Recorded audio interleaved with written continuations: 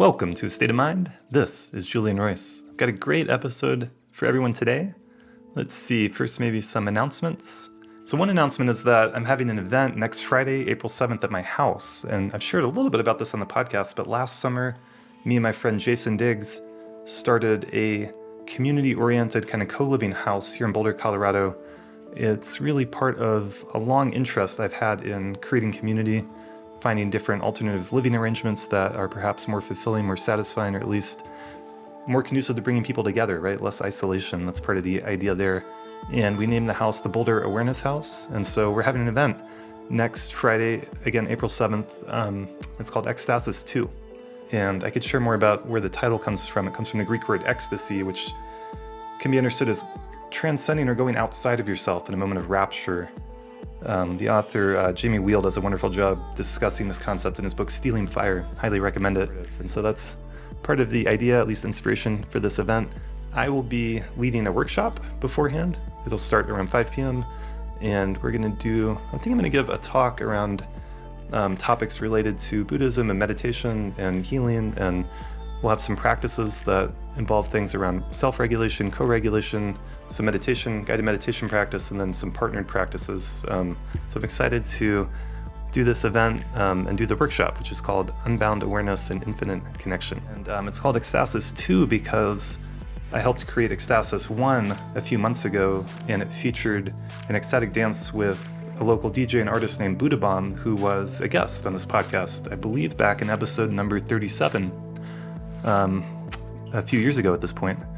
And I'm sharing that in part because Buddha Bomb recently passed away tragically, unexpectedly, and his performance at our home, the Awareness House, I believe was the last time he ever performed. He had performed almost every week for over a decade or a decade and a half or something like that. He's very prolific. He was a great DJ. He always created a great dance party, and his passing was very unexpected. It was certainly a reminder of impermanence and certainly sad. Though, to be fair, I think the sadness is tempered by the fact that I believe he was 70 years old, so he got to live a full, good life, so at least there's that, but still that unexpectedness and certainly grief for me and those in the community here. I feel sad about that, and I also feel just a reminder how death is a part of life and how easy it can be to forget that, especially, I think, in our modern world. I realize I haven't shared feedback or correspondence from the podcast in some time. I really do love and appreciate when listeners like yourself write to me or sometimes leave me a voice message.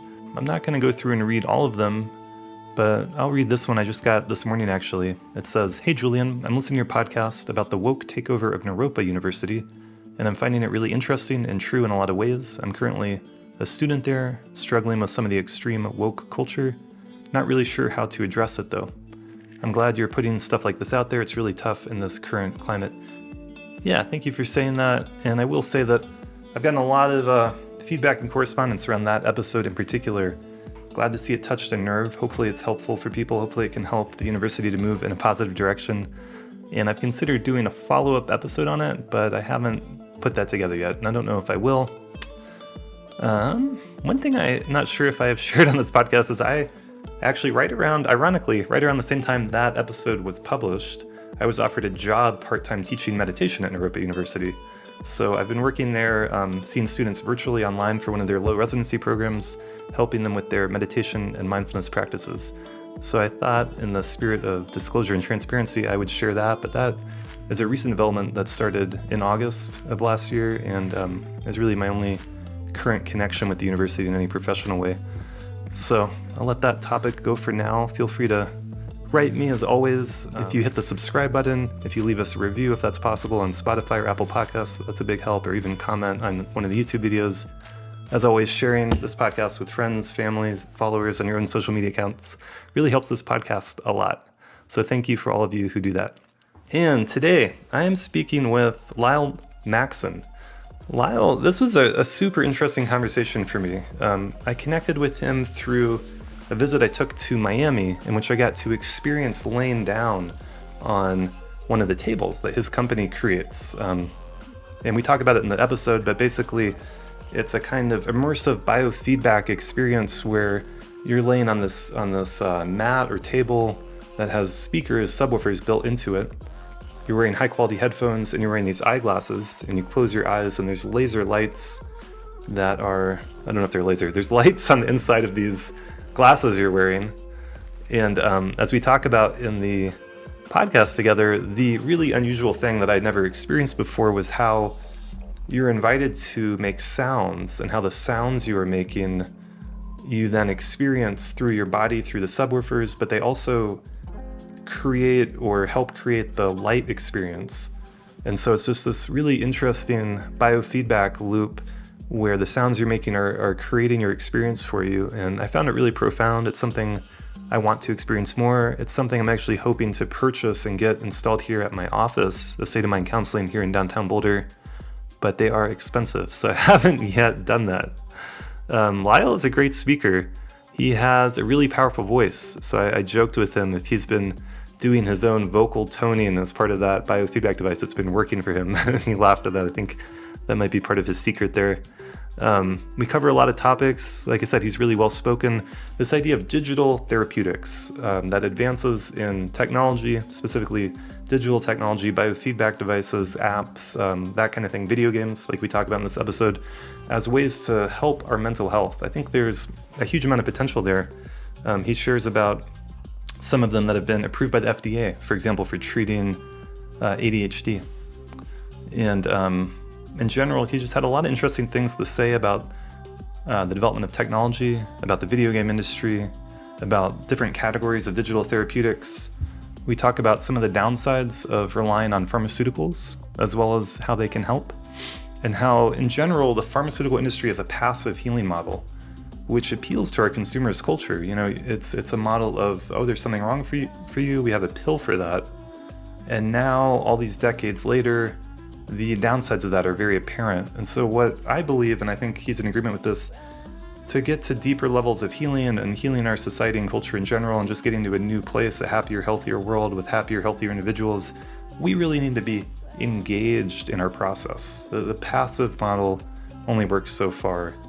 And interestingly, for those of you out there who are interested in things like psychedelics for healing trauma, for expanding your mind, for having deep insights even into the nature of mind, of reality, spiritual experiences, all these kinds of things, I've heard many people who are experienced with the use of psychedelics in this way describe how the initial experiences can be amazing, pleasant, even life-transforming, and it can feel like you took this substance and you just had this amazing experience and your life is changed for the better, and it's great and it's amazing. And I see some of that positivity and energy, you know, in the movement to help legalize and regulate psychedelics and all that, like we've talked about on this podcast.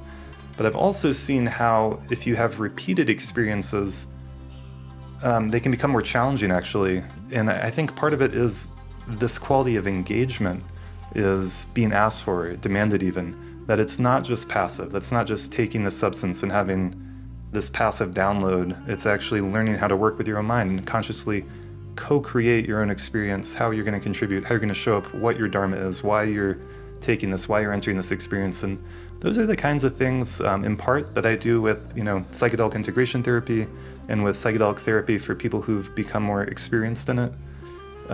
Because as with any of these paths, it can be a long one, right? And there can be a lot there, and it can have its ups and downs, and it certainly has its challenges. So I just wanted to share all that for now. This was a fascinating, really interesting conversation. Really appreciated Lyle being on it. His company, or at least one of his companies, is called Entheo Digital. So check it out.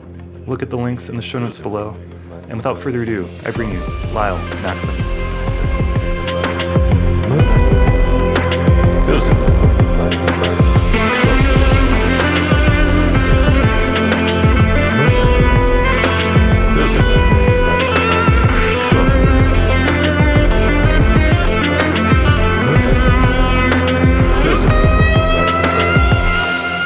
Today with Lyle Maxson. Thanks for being on the podcast. Yeah, thanks for having me, man. Yeah, you just moved to Boulder from LA, right? Yes, temporarily, potentially living here full time, but we're scoping it out for the next 3 months. Cool. Yeah, big move. Yeah, we drove halfway across the country with our cats, my girlfriend and I, from Humboldt, actually, where we were for the holidays. So yeah, it was. We fought through a snowstorm to get here on New Year's Eve. Oh, well, yeah, coming in the middle of the winter. Yeah, just saying before we start recording, it's been a cold, long winter here. But Yeah, I mean, I'm enjoying it, man. I've liked the kind of, log cabin in the woods experience. Just hunkered up doing work and having the fire burning with the snow falling is a very new environment for me. beautiful. Yeah, it's a beautiful place for sure. And you work with a company called Entheo Digital, right? Yes, one of the co-founders. This company started about a year and a half ago now. Oh, okay. Pretty recent. Yes. Yeah, it was a spin-off company out of Andromeda Entertainment, which was a VR publishing group that my business partner and I started about, I guess, almost 5 years ago now. And one of the products that we were incubating in-house, for people that don't know, a VR publishing company is very similar to like a book publisher or a record label where instead of musical artists or authors, our artists are developers. And our whole focus was bringing games for good, is what we call it, which is essentially a positive mind-body effect. And either funding those projects or helping bring them to market or a combination of both. And one of the titles that we created in-house was called Sound Self. And then in the beginning of 2020, there was a big shift in how the FDA was looking at this new category called Digital Therapeutics. And there was also this huge boom in the psychedelic industry. And we had this amazing digital product that fit really well into the rise of the industry. And we like to say that we were kind of calling it a digital therapeutic before the advent of the term. And so as soon as these things started to happen and the FDA started to recognize that software can be a medical device and can have consistent mental health outcomes, and you could actually get FDA approved, meaning you could get insurance reimbursed and you could start making medical claims and doctors could actually prescribe it. That's when we were like, okay, we need to create an entirely new company. We need to go from being kind of this Trojan horse entertainment company where we were bringing conscious content through this new medium of VR into the now very serious med tech space. Brought on a chief science officer who we actually promoted to co-founder, Dr. Prakash, and started doing intensive research and shifting to the whole medical tech route. Beautiful. Yeah, it's an amazing world we're in now. This technology and the development, and the phrase digital therapeutics is new to me. I've been researching it and learning more about it, but just to backtrack, I mean, you were involved with video games and developing video games, and I actually learned recently that there's good research studies showing that children in general got smarter through video games, not even ones designed for, with good intentions, just like the whatever video games are out there. I don't know much about it, but it kind of makes sense because a video game is such a rich environment, rewarding thing, activating, using all of your mind and rewarding quick reflexes and paying attention and problem solving. And so some of the, when video games came out, people were afraid like, oh, it's going to ruin everyone's mind, or kids are addicted to video games. And probably like with everything, there's pros and cons, but yeah. Yeah, I mean, I definitely am not an advocate for video game playing and like usage. The main reason that I even got involved in the industry is that I realized that, well, one, the scalability of software and the impact that can make on millions or potentially billions of lives at scale with a very low price point. But then the other side of it was there's all these programs talking about coding for kids and future proofing yourself by becoming a programmer. Now we're all talking about an AI as well, but like, what are we actually coding? And that's the most important part. It's like, yes, there's always going to be the porn and the zombie games and all of the, Call of Duty and all the I would say kind of mind-numbing experiences. But then on the other side, there's the ability to create experiences where you take off a VR headset or you get off of a game and you actually feel better than when you put it on, which is a very novel concept. And it has the potential to actually create real-world skills that you could then apply into your life. So the phrase that I use all the time is upgrading the real-world avatar that is you. So instead of like building this fictional avatar stats, you could actually build your real-world stats. Yeah, interesting. Yeah, it's fascinating. I mean, so were you involved as a coder, programmer? No. So I have a very like roundabout way of getting involved, which I would like. I always say this too, but I would highly incentivize people that are interested. A lot of people play video games. It's the biggest entertainment industry by far. It's bigger than music and movies for annual gross revenue combined. So it's like, If I knew that, it's so much bigger than movies. All of the music industry and all of the movie industry is still, I think, only like maybe 60% of what video games do in revenue annually. Wow. So, there's a lot of huge evangelists and people that are either addicted or play it for fun or play it to connect with family and friends from, like long distances. But I always like incentivize people that you don't have to be a coder and you don't have to be in the video game space to get involved in these new exponential technologies. For me specifically, it's in virtual reality and augmented reality, which is where I see everything going in the next 5 to 10 years. So all that to say, I actually started in the music industry. I was a creative director for large-scale EDM music festivals. I did not know that about you. That's really cool. Yeah, so I did that through college as a promoter, and then I started with Relentless Beats, which is Arizona's biggest dance music promotion group. They do very big music festivals like Decadence, which actually there's one here in Denver as well. Yeah, I've seen that. Yeah. Global Dance Festival, all these big events. And then from there, I started my own creative agency where I was essentially bringing in what I call like conscious brands. So instead of like the Pepsis and Red Bulls of the world, I was bringing in biohacking technology and a variety of these, supplement companies and companies that I thought would actually add value to the event space. And through that, I started building all these activations and figuring out how to create amazing experiences at a festival that doesn't have to pertain to just the main stage and the music. Yeah. And so through that, I actually got exposed to a lot of world creation and virtual reality, because what I was doing in the music festival space was building physical worlds that you kind of had to put up and tear down in 3 days. And then, with the rise of VR, I was like, oh, this is not only something that could live inside of that software forever, but it's something that you don't need hundreds or thousands of dollars to go travel to. All you need is $30 to download something and you have that experience. Yeah, I mean, it's not going to be the exact same, but I get what you're saying. No, definitely not. And nothing would replace a real world experience for me ever. Yeah. But again, it just comes back down to the scalability and, having the access for people. It's really all about access. And for a lot of people don't have the money or time to be able to invest in these life-changing, transformative festivals. It's just meeting people where they're at is the biggest thing for me. Yeah, it's definitely more accessible. Yeah, interesting. I really kind of miss the boat with video games. It's never been much a part of my life. But I can appreciate them, and I've kind of seen them a little bit, like, they've developed so much. But I didn't know this connection with electronic music festivals and events like that. I love helping create events like that. I've been involved on a smaller scale with some things, but the ability to create immersive environments, and that's what I love, to be able to experience that and to you can go into a place like that and look around and kind of see the elements, and you can kind of know okay, I'm in this created environment. But like you're saying, the world is like that anyway to some degree, right? Like if you go into, I don't know, anywhere like Whole Foods, you're in an environment that's been designed, and everything you're experiencing is actually influenced by human beings, right? And created that way. Absolutely. I think a lot of people kind of attribute themselves to being experience creators, whatever that looks like. Yeah. And yeah, I mean, the biggest thing for me, and I was a big video game player when I was little. As a kid, just obsessed. I grew up in the 90s.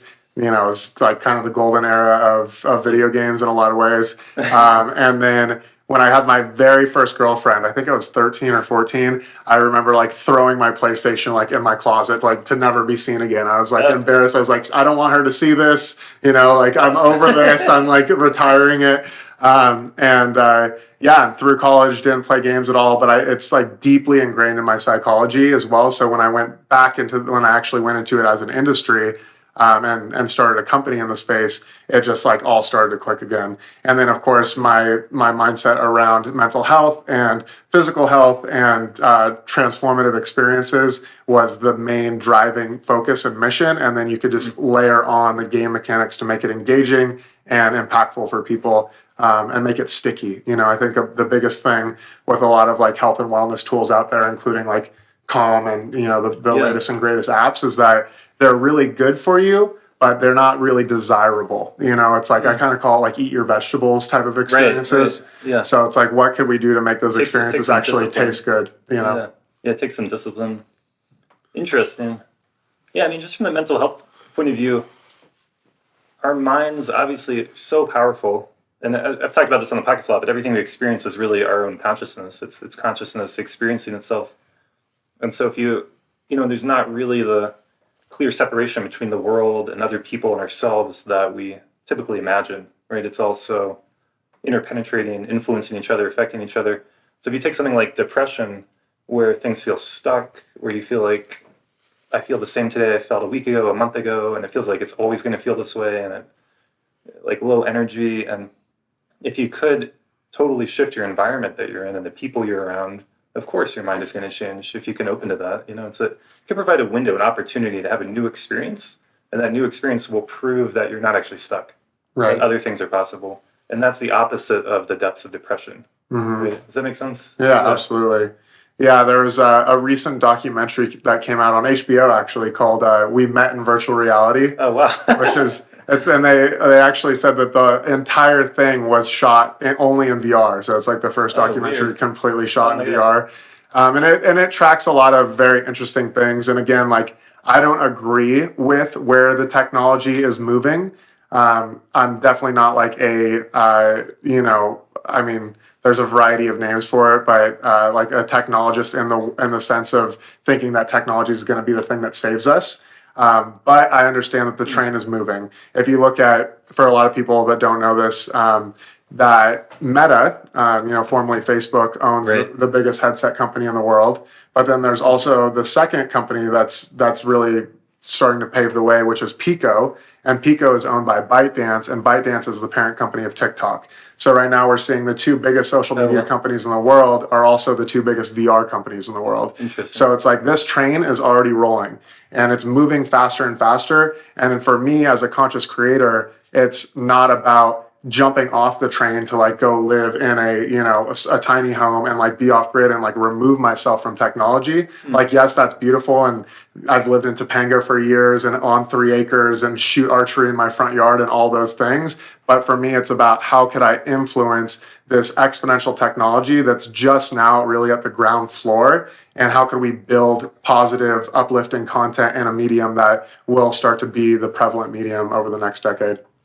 Interesting. Yeah. So you see this as really becoming dominant, virtual reality in general? Well, yeah, more augmented reality, which we're not there yet, but it's going to be, for sure. Like virtual reality for me is kind of like the PC, like a laptop. So we have our smartphone and we have a laptop. That's pretty much like every human in like first world countries.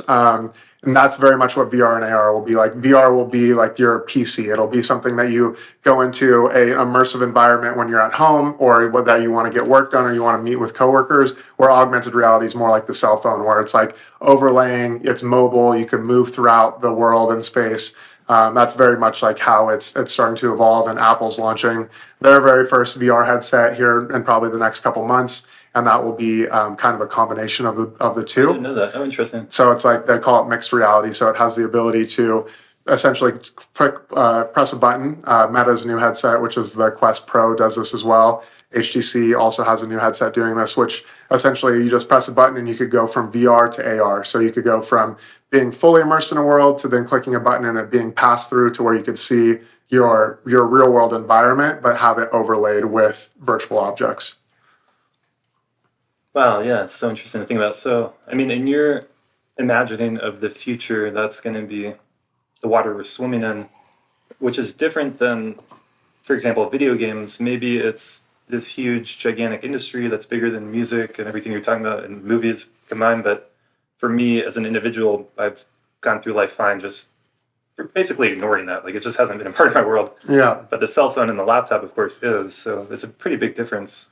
Yeah, and I think that's why it's important to think about the two biggest companies in the space are the social media platforms.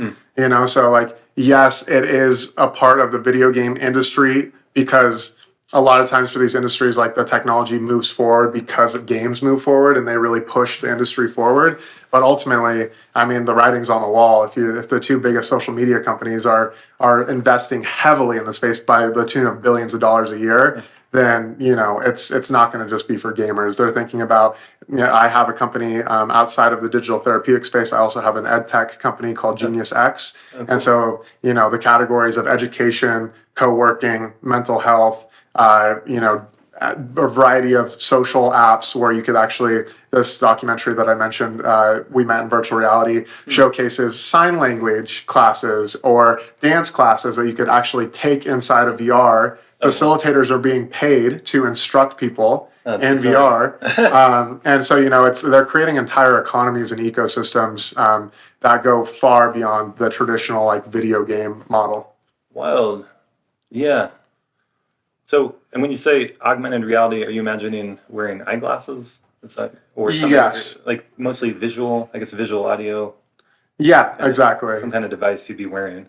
Yeah, and Google Glass tried to do it like 10 years ago, and they were way too early and failed. Snapchat's doing that now. They have an augmented reality glasses that's kind of ahead of the game.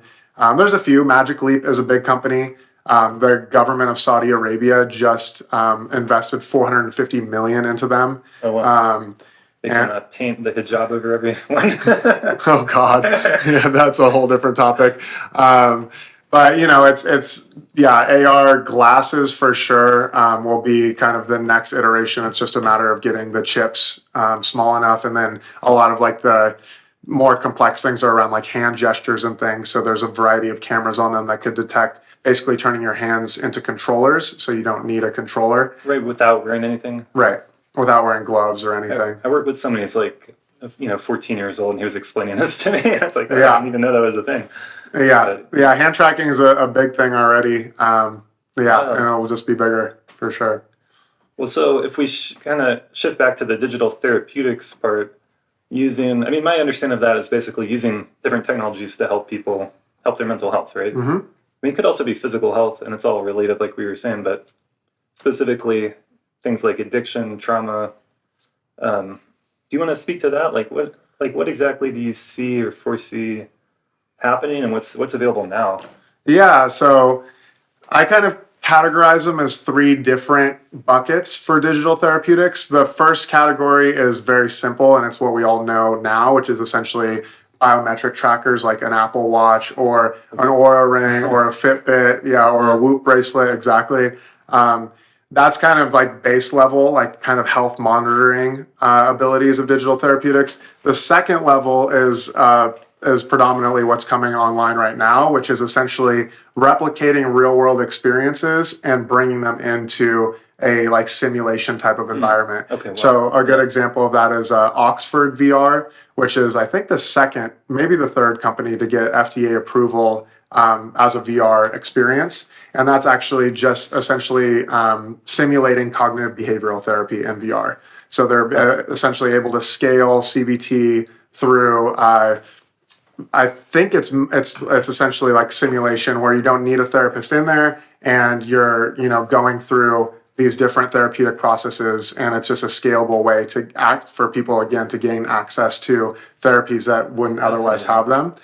So that's kind of the second level. Another good example is Applied VR, which is another FDA approved VR experience, and that's for chronic lower back pain was their primary indication. So it's actually a pain management tool. But again, this is simulating real world experiences. So you're doing breath work and you're in a forest environment, and you're learning how to essentially like redirect pain or to move through that process. Again, essentially a lot of it is like getting your mind off of the pain. And it's actually a lot more effective. They've shown that it could even be more effective than pharmaceuticals, which is really the promise of the industry, is getting people off of pharmaceuticals. So I have a client who suffers from chronic pain, peripheral, what is it called, neuropathy, and we were researching some of that. He was looking into VR to help, and part of what I see with this and with all of it is like William James was like considered the founder of psychology in America. There's this famous quote from him you've probably heard of, like,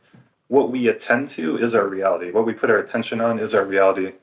And so with the pain management stuff, like the mind keeps getting drawn to the pain, and that is your reality, and it sucks, it's horrible. And it's like a misfiring of pain. It's not really serving a purpose. But if you can, a more simple, time-tested way is just with mindfulness, to be able to redirect your attention to other things, and then the pain is automatically lessened because it's not absorbing all of your awareness.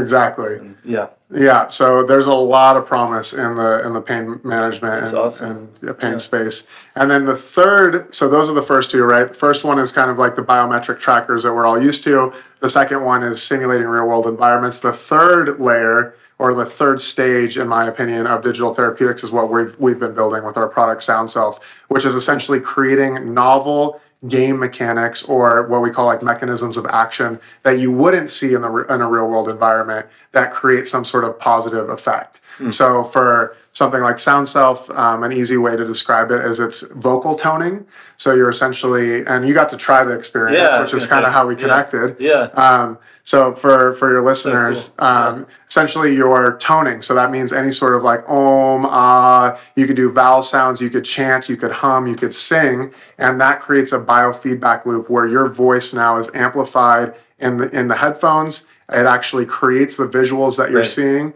and then it sends that your vocal tones through your body as a haptic vibration sensation, and you're actually laying on a vibrating bed. So something like that, you can't really replicate in the real world. So that's kind of the third layer, and that's where we're starting to get like really interesting, not only research and results, but also like, again, the stickiness, the engagement, like what's going to bring people back to this experience is that it's actually fun, it's enjoyable. So yeah, and then a big part of this too is that in 2020, there was the very first FDA-approved video game by a company called Akili. The experience is called Endeavor, Endeavor RX, and it's fully focused on ADHD. So it's actually a cell phone game that kids could play, and it gets them, ideally, it'll get them off of their Adderal by essentially playing a game a couple times a week that creates new neurosynapses that allows them to focus. And it's like this enjoyable game. They actually partnered with Lucas Studios, with the creators of Star Wars, and they layered on additional game mechanics to make it more enjoyable. So that kind of like opened up the industry to like, holy crap, like it's not just about health monitoring or these very like therapeutic focused simulation type experiences. They could actually be video games, and they could have really amazing effects that, again, ideally will get people off of pharmaceuticals. That's so exciting to hear about. I'm gonna research that more, but it's really cool to hear like, something like that could take someone off something like Adderall, which does have negative side effects, and it's not, it affects people's sleep and potentially, I think, their emotions and empathy, and who knows, but I've seen different research about it. But empathy, I think, is the key word there, because that's for sure the only time that I've ever, like in college and things, like to do an all-nighter studying. I'm definitely guilty of taking Adderall a few times, and I feel like the kind of close-hearted reduction in empathy is very noticeable. You for sure. notice that? Wow. Yeah, it's scary. And we definitely don't want that in our society. We want the opposite of that. Yeah. But so what you just shared, that there's a video game that could help you learn attentional skills, so you no longer needed Adderall and get over or compensate for ADHD and improve your attention. That's exactly what mindfulness and contemplative traditions like Buddhism have been talking about for thousands of years. But the thing is, that takes hard work to like build your attentional skills just with your breath or just with these more contemplative practices. And so maybe the video game and immersive environment can be more engaging, more fun, more effective. And maybe it could even be, I just said that, but more effective. Like maybe you could get a similar result in a shorter amount of time through using these tools. It makes sense to me. And I say that as someone who's been meditating for 20 years or whatever, because the more of your senses you can engage, the more of your bandwidth, the more of your awareness you can engage, then the potentially deeper and more profound the practice could be, right? That's why in Buddhism they have things like bells and chanting and visualization and incense and going to a certain environment. Like it's all those things were done for a reason. They're not like random things. Right. And so, yeah, and the more recent research and findings for a lot of these things is actually increases neuroplasticity, which, to your point, you're actually now learning a skill that could be applied without even needing to lean on the digital therapeutic, meaning that you could ideally play this cell phone game for a few times a week for a couple months and have noticeable effects that last far beyond using the technology itself. I love that. You know, and like with pharmaceuticals, it's the opposite. You're using it and then you get addicted to it, and then you actually have to up your dosage because your body builds resistance to it, right? So you build a tolerance to it. And so we're actually seeing a complete opposite effect with digital therapeutics, which again is one of the more promising parts about this. There's a million amazing, promising aspects of it, but that's a big one. It's so exciting to have this conversation with you and think about all these things. 'Cause I'm not a big fan of the pharmaceutical industry and the big, gigantic companies. And, you know, I mean, who is really? I think our whole society is getting sick, to use that word, of that model. And like, let's throw a pill at everything. And we all kind of, more and more, there's a sense like, I think Prozac came out in the 90s. There was these like series of like pharmaceutical revolutions with mental health, and it they have helped to some degree in certain situations for sure, but they haven't been the cure or the help that was promised that we thought they would be. Right. There's a tremendous side effects. There's a dependency. None of these things were studied to be taken for years on end. They were studied in trial periods of like 6 to 8 weeks. You know, short term. Yeah. So we don't know the effects really. I mean, we can figure them out now, but and again, I think it kind of comes back to, you know, meeting people where they're at. I do think that there is a purpose for pharmaceuticals, but I just think that it's far overused. There is some people that really need them, you know, like life-threatening illnesses and things where it's just like not really an option. But to your point, they've never really been something where you could just depend upon your entire life. I highly recommend, I don't know if you've seen this documentary series. It's kind of like, I guess it's not really, it's based off the true story, but it's called Dope Sick. And it's with Michael Keaton as the star of it, but it's tracking Purdue Pharma and all of the crazy things that happened with OxyContin over the 90s and early 2000s, and the FBI getting involved, and the Sackler family that's behind Purdue Pharma that are just like debatably the most evil people that you could ever like witness on screen. I think it's like a 6-episode miniseries, and it is so eye-opening to, I need to watch that. Yeah, for like a lot of people that may like not really know the ins and outs of the pharmaceutical world, that's a really good little sneak peek. I think they did a really good job portraying it. It's a huge, huge industry, like billions and billions of dollars. So just tremendous wealth that was generated through that, and it's so easy, and it fits into our culture, which is a materialistic culture. And here's a pill instead of working through your problems with a therapist or something like mindfulness. It's like, let's just take this medication and.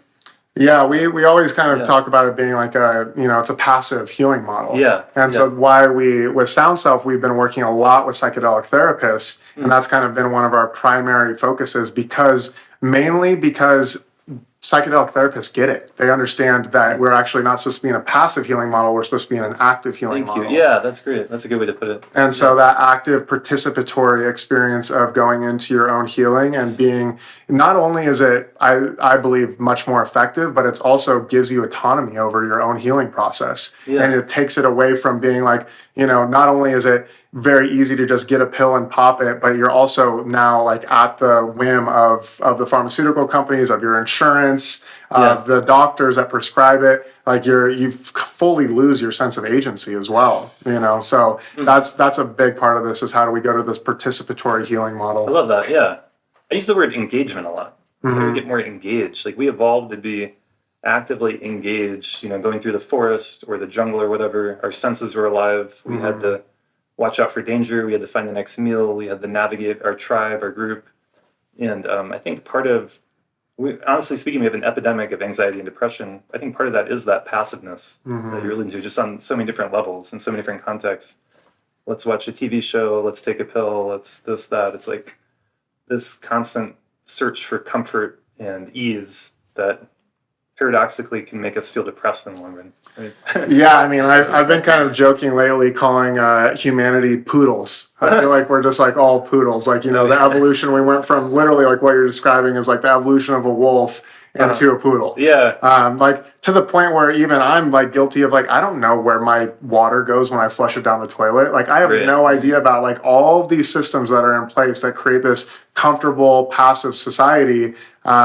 Again, removes our sense of agency and really our sense of purpose, So it's like that is a huge aspect of this for sure. And of course, like I think that a lot of these things are beautiful, like how we've created the world and the amount of comforts and ease that we have. Yeah. But there is a part of this too where you have to be really actively engaged in not only your own healing process, but finding your sense of meaning and purpose, going out and creating your own, I wouldn't call it suffering, but creating your own struggles in life. Like whether that's something as simple as hot cold therapy or doing a dose of psilocybin with a therapist or whatever that looks like. But for me, it seems like if we don't create our own struggles, then the world will create them for us. Yeah. So it's like, how do we step into those environments, and whether that's working out or focusing on your mental health or just going into the woods and spending a day or two in silence, like yes, that's very, very challenging, but the rewards you get out of that, the clarity you get out of that, and just being quiet, that's I think that's a huge aspect of this. Is not only are we very passive, but we're also in this consumer mindset where we're just not only with objects and buying things, but consuming social media content, TV shows, podcasts, even like what we would call like positive consumption of books and audibles and podcasts.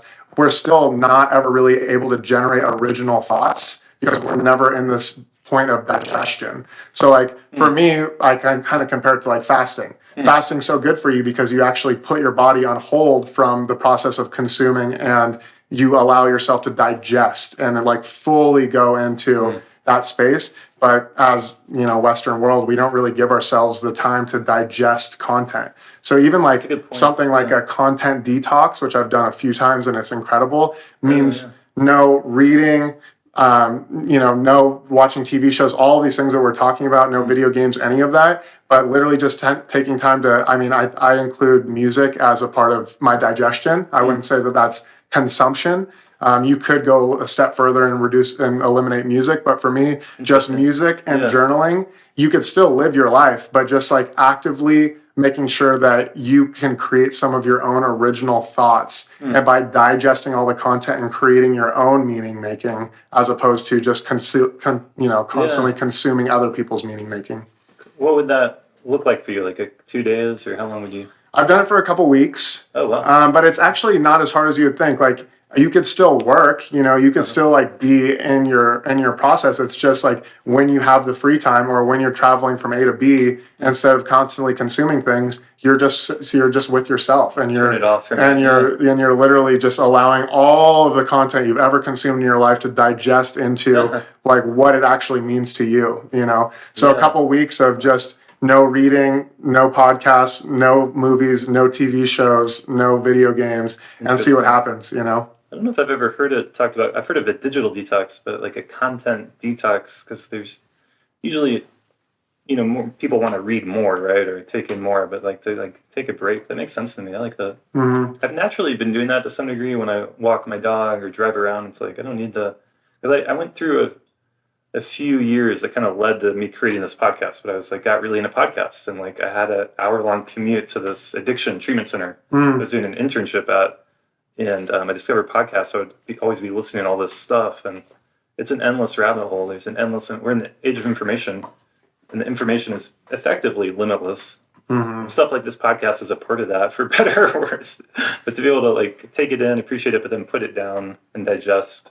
Right. That makes sense. Yeah. Yeah, and when there's so many different definitions of like what Web3 is, and that comes up, so much in the metaverse and all these things. But for me, it's like, Web 1 was gaining access to information. Web 2 was being able to connect with each other with that information and share that information. And now Web 3, with all the different things from, crypto and VR, AR and all the different things. But ultimately for me, it's like the next stage of that is actually becoming a creator. And like, what does that mean to you? It doesn't mean that you have to create content. That just means, again, like having autonomy over your own life and like starting to build a world that you want to live in, as opposed to being subjected to whatever the world is that other people want you to be in. Yeah, I love that. I think that's true. And I think with all the stuff we're talking about, like balance, I like the word balance, Absolutely. Of course you can read a good book, awesome, but like the part that I think is good to be suspicious about is if there's like a need in you, and if you're not always reading or always listening to something or always taking in information that you feel like you're missing out, or whatever that, it's like, that's something to pay attention to, because it's not quite right. It's like a dependency or a kind of addiction, right? Absolutely. Like we don't need to always know. The news is a great example of this. They actually don't need to know. Most individuals don't need to know all the news all the time. You go insane if you try. And so the happiest people I know are the ones that don't tune into the news at all, and that's like including myself. And it's not even like about this like blissful ignorance. It's really just about, again, like, be more concerned about like what's happening with your community and what's happening. It all starts with you, right? So it's like, be more concerned about what's happening with you, and then extend that, once you feel whole, extend that to your family and then to your community. Like, the people that should be worrying about global news are the people that like have already taken care of those other buckets, and they're like at a position where like they're in charge of those things. I think that's, again, like this like sense of anxiety that we're talking about, is like not having control over the situation, but you can control some things, and mainly what you could control is yourself. And so, like, again, kind of, we could circle this back to digital therapeutics, which is like, these technologies ideally enable us to have a better sense of peace and presence, and reduce anxiety and depression, find a bigger meaning and purpose within our own lives, that then will start to echo out into everything else. But trying to start from the opposite end is just, it's an impossible game. It's impossible. Like, how could you start with the world's problems when you don't, and then try to end with yours? Interesting. I do think it's good to be informed, for at least for me, but to do it in a more conscious way and limit it, and not try to get it all, obviously, and get out of the 24-hour news cycle, whatever that is. Like you said, it's definitely balance. It's definitely balance, for sure. I kind of want to share with listeners about, I visited my friend in Miami a few weeks ago, and I got to experience, what's it called? Sound Self? Sound Self. So Sound Self. And so it's a table with speakers, subwoofers in the table, and glasses that have some kind of lights inside of them, right? And then high-quality headphones with a microphone. And the cool part is exactly what you're talking about, that this is like a very visceral experience of creating your reality, where I'm like laying there, I'm feeling it, it's a cool experience. And then I remember the moment of realizing that, and I didn't have like no one like prepared me going into it. I just kind of got into it and was like, what was this? So I said something, or tried to say something, and then the visuals and the sound and the feeling in the body and on the bed, I was like, oh. And then I started doing the toning. And so my vocals was, creating this whole interesting thing. I can't put it into words because it's unlike anything I've ever experienced. But you're vibrating, and you're, like making these sounds and seeing things change. And that's my description. No, that's pretty spot on. Like, essentially you become the content, right? Like, you create your own content in the moment. Cool experience. And for people that are curious, which we get asked all the time, like, what are the indications? Like, what is this helping? Why is this effective? For me, it's, kind of coming back to, you mentioned like vocal toning being like this ancient practice. So we're essentially, like, what I call it is like ancient future. We're taking ancient modalities and principles that have been, stood the test of time, have been proven to work over and over again, and we're putting it into an engaging way to bring what we call players, but essentially they're patients a lot of times, because we do work with a lot of therapists. We're putting those patients into a state where they're incentivized to activate these ancient forms of healing. So for us, we're looking at the broader spectrum of anxiety and depression as our indications. So it's interesting you bring that up, because of course that's the biggest things in mental health. But also, when we're doing 3 clinical trials right now. One at the Imperial College of London, which is an N size of 300 participants. Oh, cool. They're actually pairing our software with a microdosing protocol to enhance creativity, is kind of the idea. Cool. So right now, a lot of our studies are around what is the indication that we want to pursue. But I always say it's essentially like, for people that have never meditated before, it's one of the most powerful experiences that they could ever have, because it induces meditation so quickly. So we always say it's like, instead of spending 10 years in an ashram, you could spend 10 minutes on the table, and you could feel what it's like, at least a little glimpse of what that experience could be like, for a lasting effect. So for me, I always kind of come back to, there's a Zen Buddhism term called Satori. And Satori is essentially, from how it's been conveyed to me, it's essentially like what the Zen master wants their student to obtain. And satori is a sudden moment of enlightenment or realization. So the goal isn't to bring them into an enlightened state all the time, whatever our definition of that means. The goal is just to give them that little glimmer, to spark that candle, to show them what's possible, and then it sends them on their deeper journey. And that's very much what this experience is like. It could like really show what is possible. And then of course, the way that we're implementing it into psychedelic and even just general therapeutic protocols, because we do work with therapists outside of psychedelics as well, is just around how, maybe doing it a couple times a week, going deeper each time through the experience. But ultimately it is, I always laugh because we're looking at all these different indications, but it's like saying, what are the benefits of meditating, right? There's just a million of them. like we can't, it's very hard to pinpoint what the one thing is, unfortunately for going through the medical tech route with the FDA, you have to have a very specific indication. Right. So we will figure that out over the next probably 6 months to a year. But ultimately it's helping so many things because meditation helps everything. Yeah, I agree. It's fascinating. I mean, I think meditation, it's a taste of meditation experience, and it's also one of the things I think with meditation, it's often done sitting up, which supports us staying awake.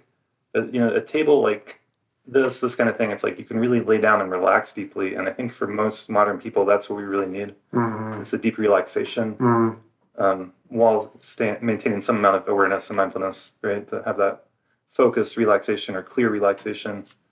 But it's interesting. I think you used the word ancient and modern or something like that. Ancient future. Ancient future. So one of my favorite musical artists is Future Primitive. Yeah. And he's actually, I'm hoping to have him on the podcast soon. He actually lives in this area, and he was part of my camp at Burning Man.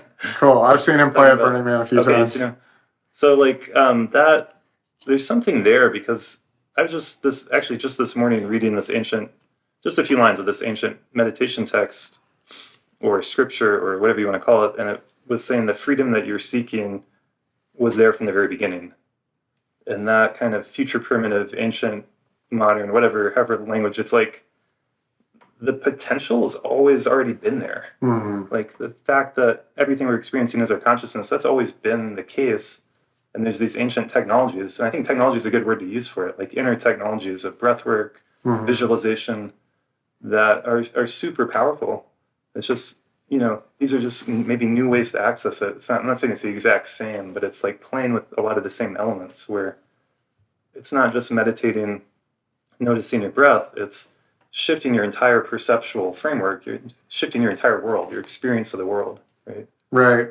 Yeah, absolutely. And the experience that we've created definitely involves breath work as well, simply from the fact that you're taking deep inhales and then long tonal exhales. Just the act of toning is one long exhale, which is so therapeutic and, has been proven over and over again by various amount of very, very credible studies. But unlike most biofeedback, so when we think about like biofeedback is, either something like HRV, which is heart rate variability. So that's, measuring the beats of your heart and the coherence of the beats of your heart. Or if you think about something like breathing, those are typically very passive biometrics. Like that's something that your body's innately doing. Toning, on the other hand, though, is a very active biometric. So it's one, you can control your breath, but you could even, you could control the vocal intonations of your own voice much more. So it goes into, yes, we could, even with like EEGs, which monitor brainwaves and things, like there's a lot of cool technologies out there that have this passive biometrics where you're just getting in tune with your own biorhythms as you go through an experience. But when you're using the voice, now you're in control. Again, this like autonomy of your own biorhythms. So the voice has not really been explored nearly as much as it should be compared to a lot of these things. So it's cool to dive further into that. That's one of the things that excited me the most about it was the use of the voice and the toning. It's interesting in traditionally in Buddhism and Tibetan Buddhism, we always talk about body, speech, and mind. And so speech, the voice, it's another way of saying energy. But it was always kind of confusing me, like why the word speech? Like body, of course, that makes sense. Mind, that makes sense. But speech, it's kind of a little bit of a funny thing, but there is so much power in our voice and our energy and what it communicates. And the toning, the mantras, the whatever. I mean, it's just, yeah. Well, if you think about it, the way that I always think about it is, your vocal cords, like, or whatever you want to call it, your throat chakra, however you want to describe it, is literally directly in between your heart and your mind. Yeah, exactly. And it's really the connection point between the two. Yeah. So when you're like when we're doing a lot of like deep voice analysis of people's voices, and you could actually pick up a lot of different health indications just based off of someone's voice. Wow. Even last year, there was an FDA approved app for your cell phone that could literally detect COVID by speaking into your phone. I heard about that. That's so hard to believe. That's so amazing. Yeah. That's so bizarre. Yeah, and well, it's because it's a respiratory thing, right? I mean, and you could hear when somebody's sick, right? When they're speaking. Right. There's so much in the voice, and it used to be considered kind of the pseudoscience, and now there's a study out of MIT. I think there was another one out of Stanford, specifically around not only picking up, physiological markers from your voice, but also mental markers from your voice, and being able to really analyze how people are at that current state and then how they evolve over time. It's ultimately a bridge or a gateway between the heart and the mind. Well, you've got a very powerful voice, so you're a good spokesman for your Thanks, brother. I appreciate that. Interesting. Practice what I preach. Pun intended.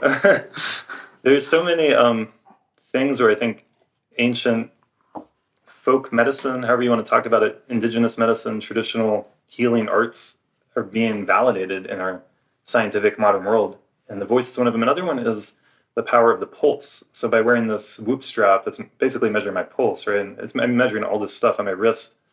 But in ancient Chinese and Tibetan and Indian medicine, they would take your pulse. And the doctor would be able to tell, they'd be able to tell your medical condition just reading your pulse. Mm-hmm. I think it was mainly Chinese and Tibetan medicine they do that.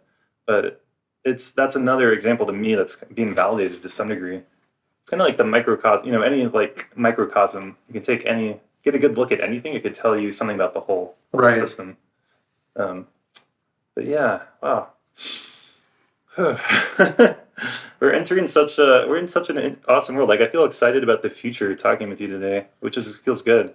Because I'm imagining, I just thought about this when you were talking about, like, if there's someone out there who's like 18 or 19 and they're really interested in meditation and neuroscience and something like psychedelics and therapy and healing, like in their lifetime, they have, just right now, they have access to so much more information and technologies and insights and things than I did at that age.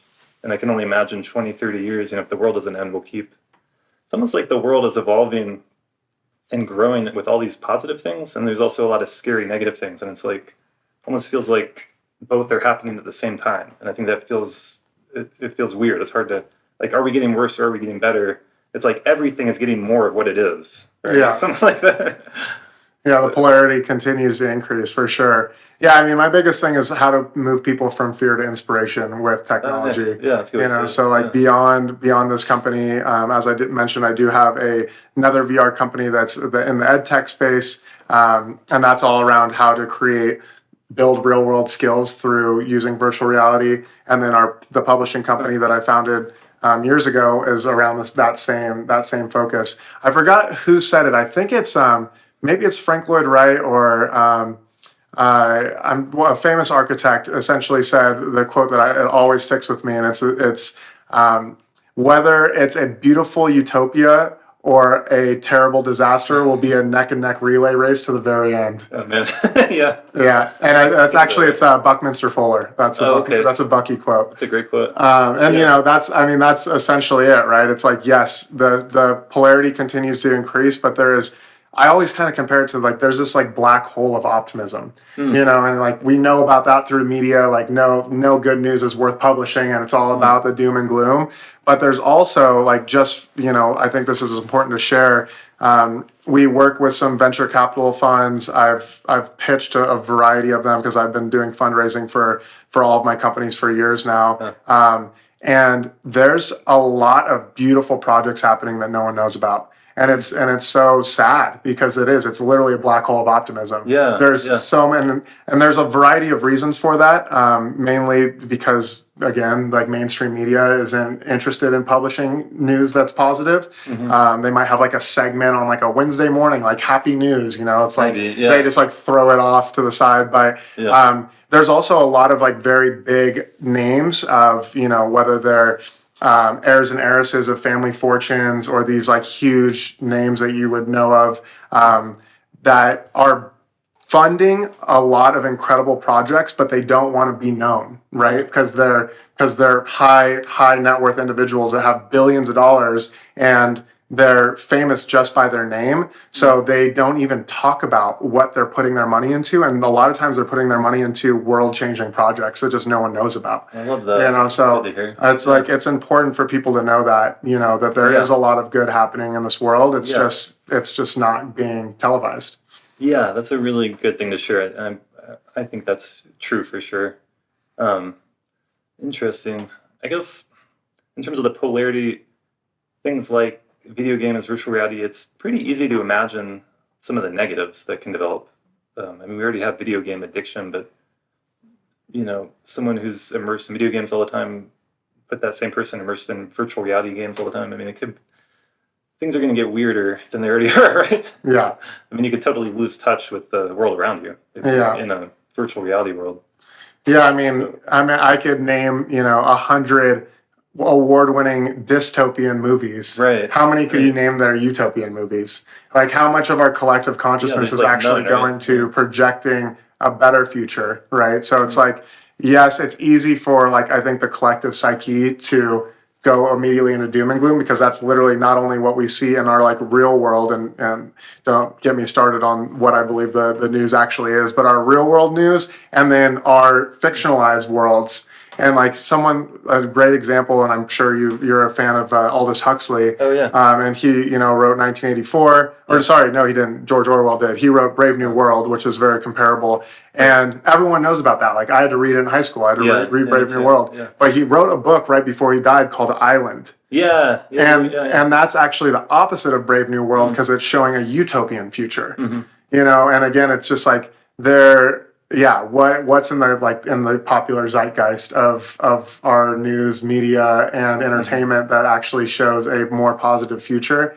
So we have to create it. Ultimately we have to create it, and that's a good message. So we have a negativity bias that I think is from evolution in part. So it's not 100% people in general gear towards the negative as an evolutionary adaptation to overcome it. But if we release a lot of worry and anxiety and fear, then it's in our world today it's overplayed.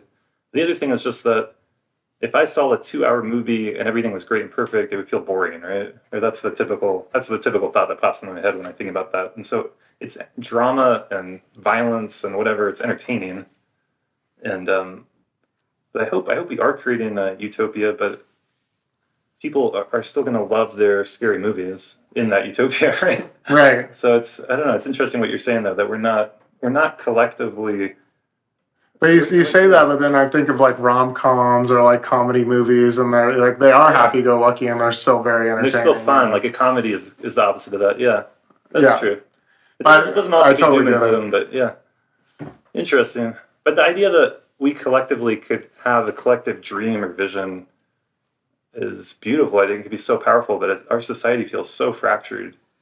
Everyone, it's it's so hard for us to come together. If you talked about a utopia, it would be hard to get two people to agree on what that would be. Maybe not, maybe you could find two, but it would be hard as a society to agree on. It's hard for us as a society to agree on anything. Yeah. It seems like that's getting worse and worse, and that's the bigger problem that I see. Yeah, yes, and I think we could all agree that love is the highest emotion, and there's everyone's so different and has our different opinions and different programming and upbringing, but at the end of the day, everyone wants to be happy, everyone wants to have a beautiful family life, so it's yes, and I think that there's just a North Star that we could guide towards around just being more mentally healthy, more physically fit, more synced up with our loved ones, more in integrity and in honesty, that are kind of just universal. And Totally. and it doesn't necessarily have to be like a doctrine or something that your religion or whatever is teaching you. It's just literally how you feel. Like, do you feel better or do you feel worse doing these things? And I think most people could agree that these positive emotions make you feel better. Yeah. That's a good point. If we can agree on things like that and not get bogged down in ideology, that would be probably the way forward. Because it's like the realms of concepts, ideas, what do you believe, like beliefs, like that's where things get really wonky with religion and politics.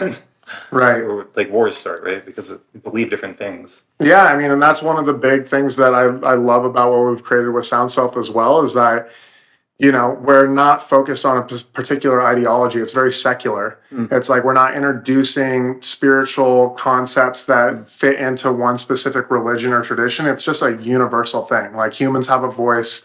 When we use it, we feel good, and just leave it at that. There's there could be way, and then same thing with my education company, Genius X. Like, the things that we teach, and the way I describe it very briefly is like a multiplayer masterclass in VR.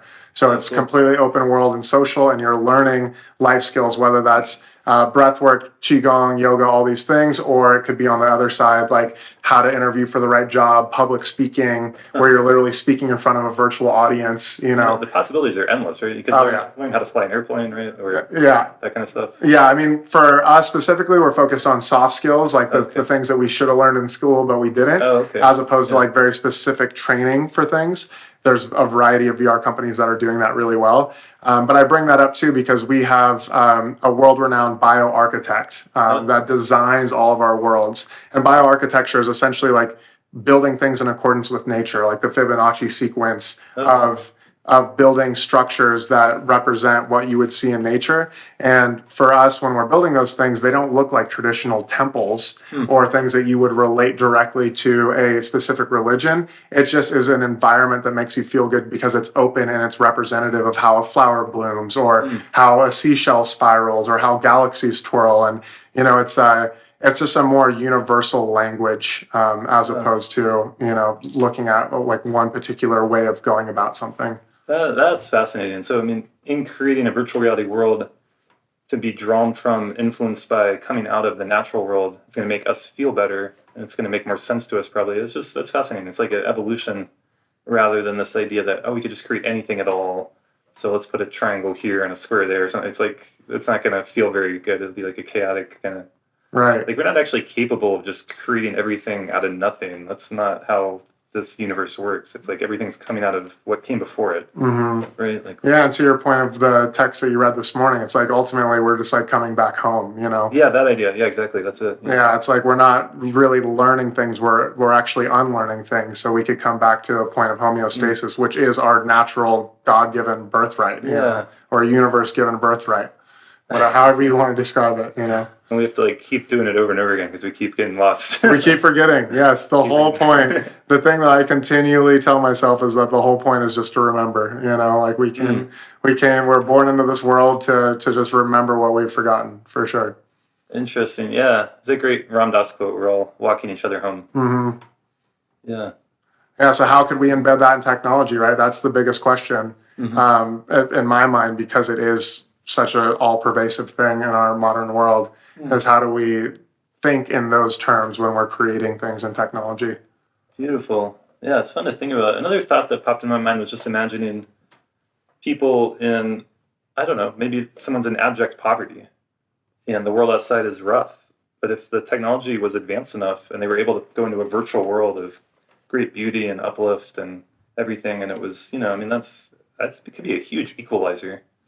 Yeah, and there's definitely a very fine line to walk between like the escapism aspect of just like completely retreating out of your reality, which I always struggle with that because that's one of people's main concerns with VR. But I always say, like, we're on our phones 6 to 8 hours a day, and it's not like we're really concerned with the outside world. We're in our own virtual reality as it is, and VR is essentially just bringing your phone a foot closer to your face is all it's happening. So yes, that comes with like you kind of mentioned to your point earlier, which is that like, yes, that comes with more polarity and more opportunities for addiction and escapism. But on the complete opposite side of the spectrum, it comes with more opportunities for healing and equality. And like you said, this kind of great equalizer. So when I think about it, right now, a VR headset is 1/3 the price of a smartphone. So you could get a VR headset for $300. You know, good luck trying to buy the new iPhone for under $1,000.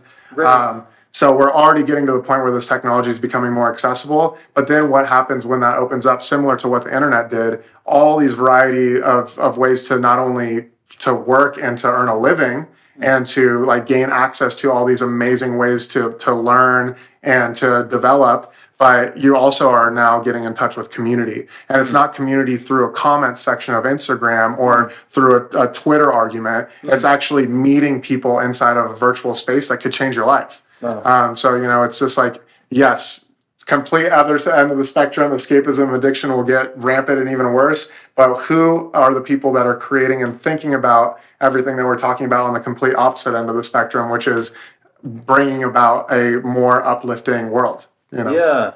Yeah, that's well said. Yeah, I think community is a key point, and social media has done a tremendous job in connecting us while making us feel more disconnected, right? And so I hope that the technology can develop, like you're talking about, where we have real community and real connections through the technology. I can feel it on Zoom. Like I work with clients on Zoom sometimes. We're just talking to people, talking on the phone, the power of the voice again. I've had some really powerful sessions with clients that were a phone call. Yeah. So, I mean, that can be amazingly effective because you're in real-time connection with each other. You can feel each other. So, yeah, the potential's there. Yeah. And like, you know, again, go back to like nothing will replace the experience that you and I are having here, like being able to see our real bodies, like hear our own breaths, like be able to touch each other. And at the same time, like, you know, I could feel your heartbeat right now if I put my hands on your chest. With VR, we're getting to that point. Like in the next couple of years, I'll be able to, my mom is 3,000 miles away. I'll be able to hug her in VR and literally feel her arms wrap around me, you know? And that's like, it's stuff that we could do now. It's literally haptic vests or haptic suits that are going to continue to get, you know, more lightweight, and they'll basically be like t-shirts with little transducers on them. So that way, like you could be in a meeting, and instead of a Zoom meeting, you could literally be in a world, and you could, not only can you do things that you would be able to do in real life, like hug somebody or like touch their heart. Again, it's a simulation. It's not as good as the real world experience, but if that's the only thing you have access to, it's pretty damn close, and it does a great job. But then there's other things in VR that actually are better than what you could do in real life. And I know for a lot of people that could be triggering, but a great example is something that we've been thinking about a lot with my development teams and things, which is like, if you and I were in a room and we were having like a boardroom meeting, so we had multiple people and we're ideating on an idea or a project, I could literally see your heartbeat above your head, and then I could press a button and I could sync my heartbeat with yours. I could literally start to feel the vibration of your heartbeat pumping through my controllers or a vest that I'm wearing, or even through the headset itself. And through that kind of like biomimicry, my heart rate will literally start to sync up with your heart rate, and like we'll be in coherence. So like, I haven't heard of that. as you're doing therapeutic sessions or simply having a brainstorming meeting or watching someone present, you're having this like deep connection with them beyond what you could even do in real life, right? So there is possibilities to actually create experiences that go beyond the real world. That's really you know, to some extent. Okay, that's an amazing thing. So part of what the value of therapy, and I work a lot with trauma, and anyway, like you're co-regulating with someone else. So a good therapist or a good coach or teacher you're co-regulating with them. They can help regulate your nervous system by being in the room with them.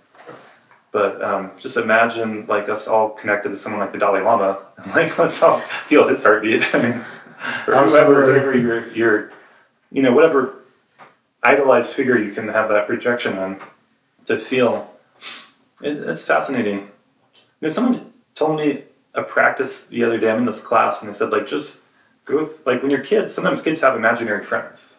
Just go through your whole day like you have an imaginary friend and cultivate that, and it's a source of love and support and appreciation. And see if you can open up to feeling that, to taking that in, and you can carry that with you through the whole day if you wanted to.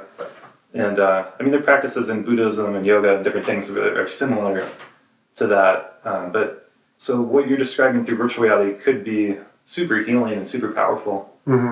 Just as I think ultimately it's coming from within you, from within us, but to be able to, if you have a figure or an image or another person who can they can help you to open up and find that in yourself, right? Right. That's like the ultimate point, right? Absolutely. Yeah, and ultimately it's about how do we not become dependent or reliant upon technology, like what we talked about earlier with pharmaceuticals. It's how could we use this technology to become better people to where we could show up in the world better for everyone else in the real world. So I think it's a means to an end. I think that as things start to evolve and these more like conscious tech companies start to continue to get, there's lots of funding and, government, there's something that a lot of people don't know called the Access to Digital Therapeutics Act, which is being tabled at Senate right now. It's a bipartisan bill, and it provides $32 billion towards Medicare and Medicaid coverage specifically for digital therapeutics. So as these things start to come online, it's really interesting to think that the end goal won't be to get as many users on the platform as possible. Facebook needs another billion users to continue their upward growth, and they're installing internet lines through the ocean to provide internet access to developing countries just so they can have a Facebook profile. Insane feats that they're trying to reach to do that. But instead of that, it could be a means to an end. You could actually use the technology to a point where you don't need it anymore, and you could just show up in the world in this more holistic, sense of yourself, a more integrated version of yourself, and and you won't have to continue to rely on it. I love that. That's great. That's what all therapeutic, medicinal, whatever you want to talk about, healing should be. Not something that ideally not something you need forever, but something you can use and heal and grow, and then embody and carry forth in yourself and. Integrate. Yeah. The key word of therapy. Yeah, make sure to integrate it for sure. That's inspiring that our government, it makes sense to me. Digital therapeutics offers a huge potential. I hope it really works out and helps a lot of people, because way less downsides potentially than pharmaceuticals. And then this kind of standard mental health therapy model of a one-on-one therapist, it's not something that's easily scalable. Right. It takes people with a lot of training, and it's not just a matter of the money for a session, but the time and to get there, to be there with them. Right. And that's an obstacle. It's a barrier for a lot of people. Yeah, I think I saw the most recent statistic was in the U.S., which we have a higher rate than most countries. It's one therapist per every 1,600 people. Okay, yeah. One mental health therapist for every 1,600 people. So again, I don't want our technology or any technology to replace the power of therapeutic sessions in person. But at the end of the day, it's just a problem of access right now. And if we could create tools to supplement it, exactly, then that's kind of the holy grail for the work. Beautiful. Love it. This is an inspiring conversation. Thanks, man. Yeah, I always get pumped when I'm on these podcasts. I'm supercharged and ready to continue doing the things. I can feel it. Any last words for us? No, I think we kind of covered it, but I would definitely encourage people to go to entheo.io or entheo.digital. It's the same website. You could find all sorts of information about Sound Self, about some of our initial research. You could reach out and be a part of the beta program. And we're always looking for new partnerships and things. And then my other company, Genius X, our platform is called Retreat.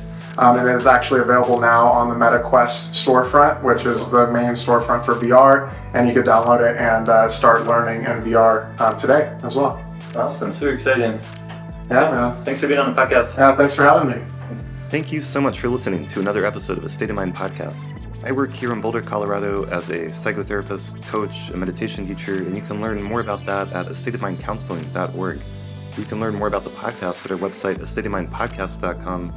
And you can also get a t-shirt, stickers, a hoodie like this one I'm wearing, and other goodies. Send us a message if you want those. Feel free to send us any feedback. If you'd like to support this podcast directly, you can do that at patreon.com/astateofmind. And another way that you can support the show is just to share it with friends, share it with family, post about it on your social media accounts, leave us a positive review on Apple Podcasts or Spotify. All those things make a big difference, and they're greatly appreciated. And I really appreciate everyone who listens to this, who sends us a message, who shows their support. We are at over 100 episodes now, and it's just been an incredible journey. with this podcast. And I'm really looking forward to bringing you more great episodes, great conversations, and great content in the future. So stay tuned, and I will see you here next time.